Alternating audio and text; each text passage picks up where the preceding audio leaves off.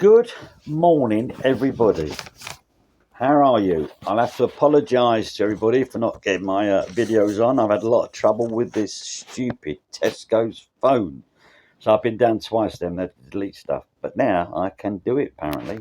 Anyway, anyone like my flat cap? I look all right northerner. All I need now is a whippet, and I can go and play dominoes, and I'll become a northerner. All right, something out last of the summer wine, don't I? Anyway, I come on here to do a podcast. A video, whatever you call it, I don't mind. Anyway, I want to apologise first of all before I do anything. The information I was given, I did not listen properly to the person. Paul, the police officer, was not a firearms officer. I got it wrong. The person was sitting on the phone telling me, annoyed. He had firearms experience, okay? He had firearms in his house. And the rumour is that some of the guns went missing. I don't know how true that is. I suppose David will pull me up on that one.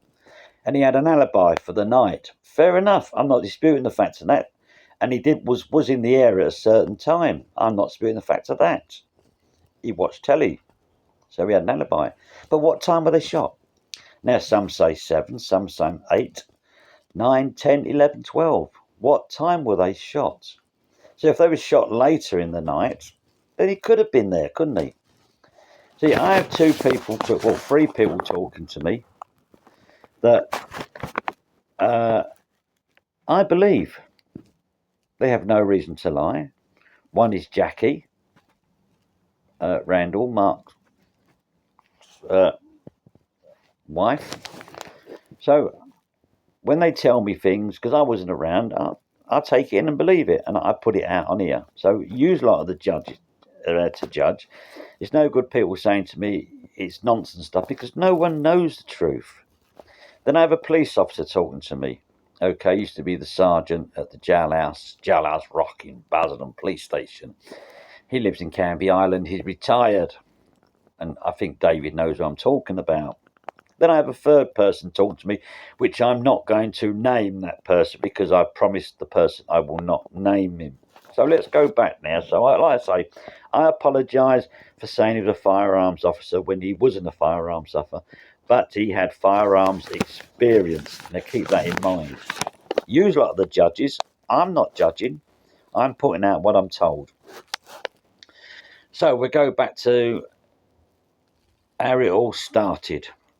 What I believe, what someone's told me. So we're going to go first of all to three brothers. Okay. Now we know one of the brothers made a phone call to a police officer offering to take the three out. Now, why did he offer to take them out? Was it because they ripped him off with gear? Was it because of that? Was it because of the young lass dying and the publicity and the trouble they were causing? Was it because of that? You lot judge. Then we go on to two brothers from the three brothers. Okay, we go on to the Blundells.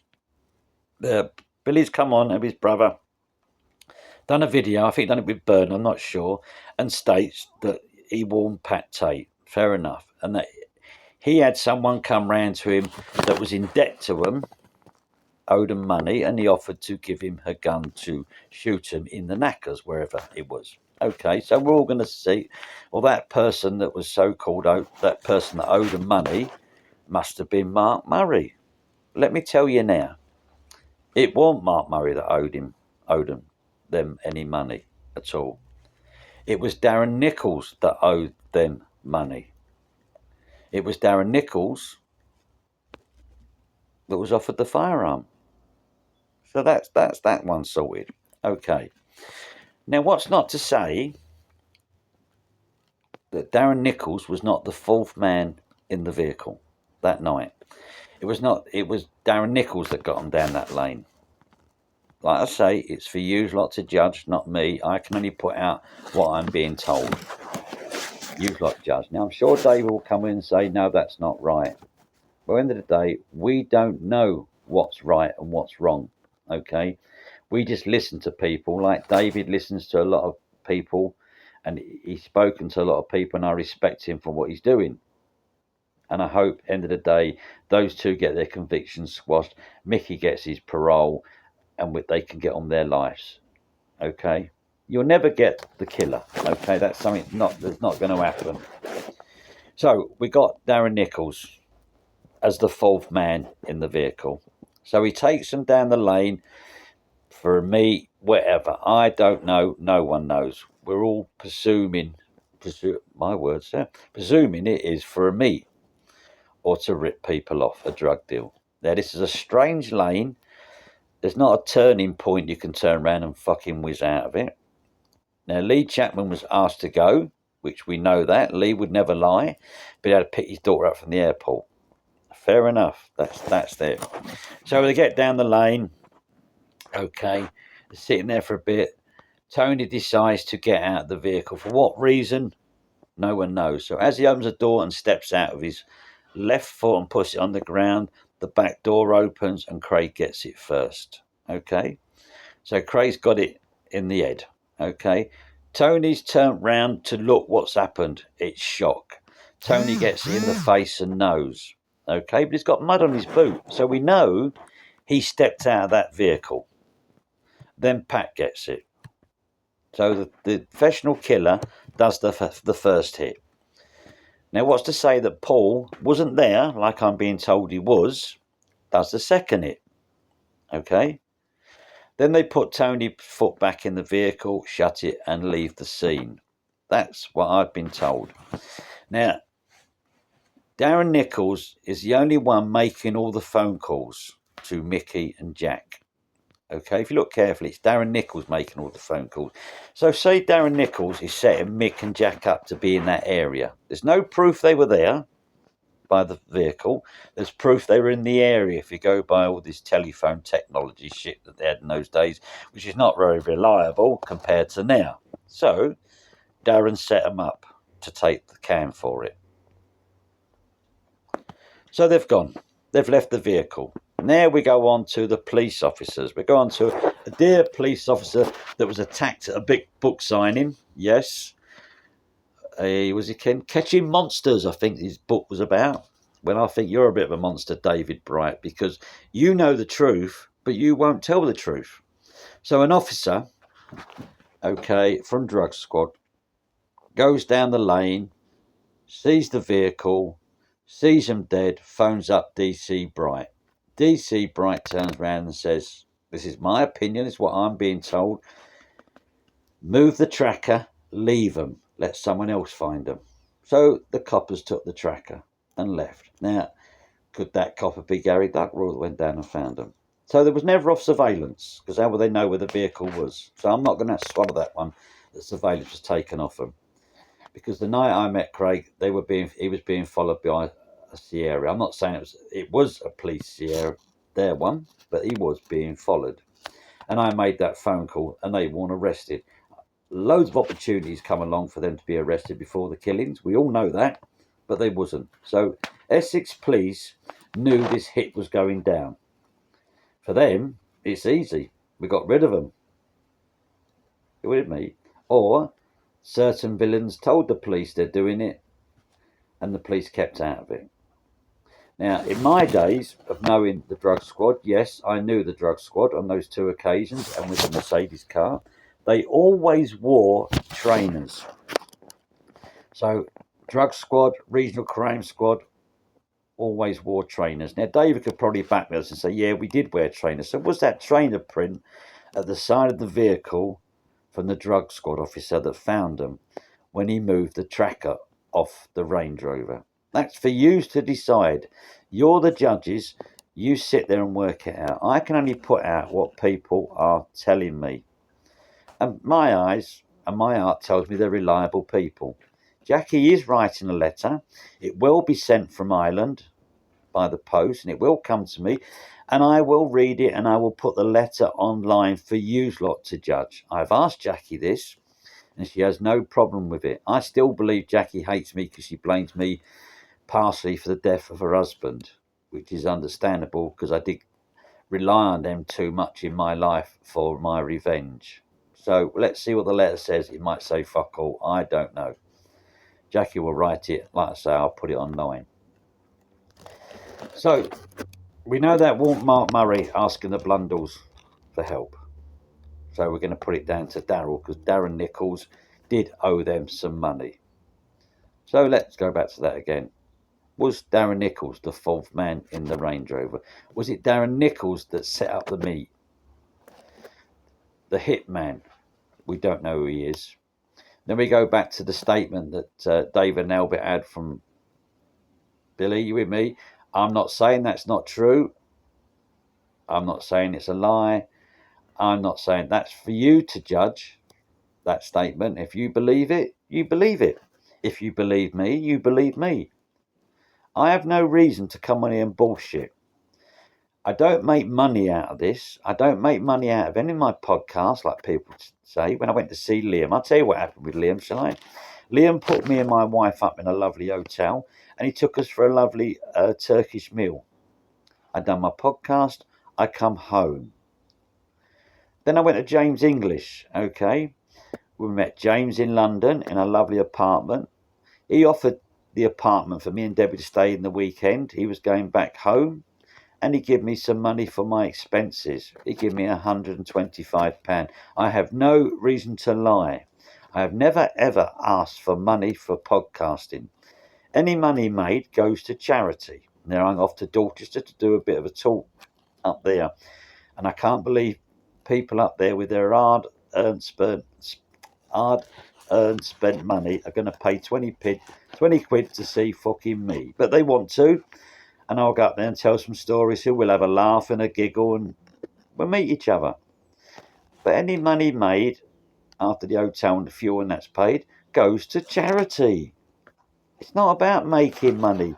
You can stand there and call me Bernard and Colton about it's making money. Look at your own fucking bank accounts. How you've come out with your stories and lies over the years to benefit yous. Bernard's brought about fucking 10 books out and Colton's brought 3 books out. So don't call me about bringing my 1 book out, okay? When at the end of the day, I have more right than any of yous to do what I'm doing. So we'll leave that.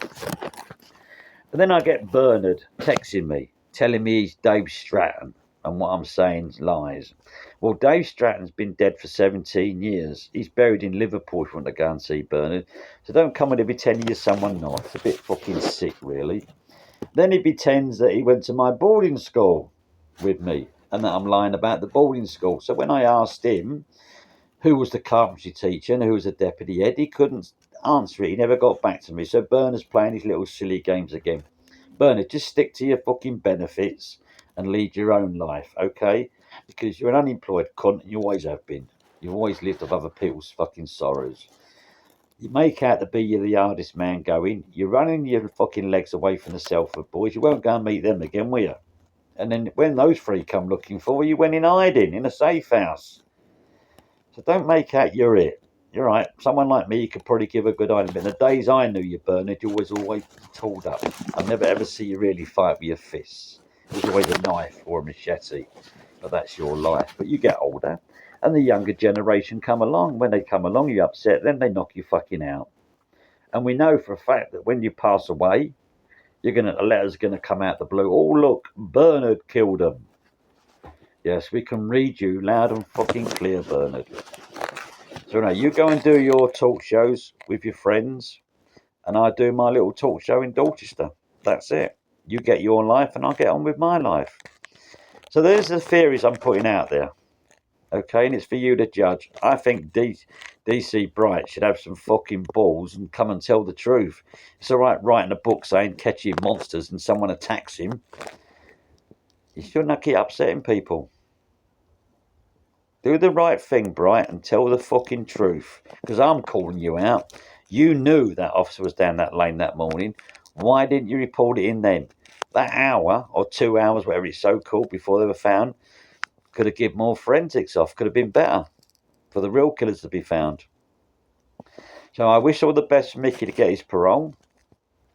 I hope they both get found not guilty and convictions squashed and get paid out for the time they've spent and that had their lives ruined.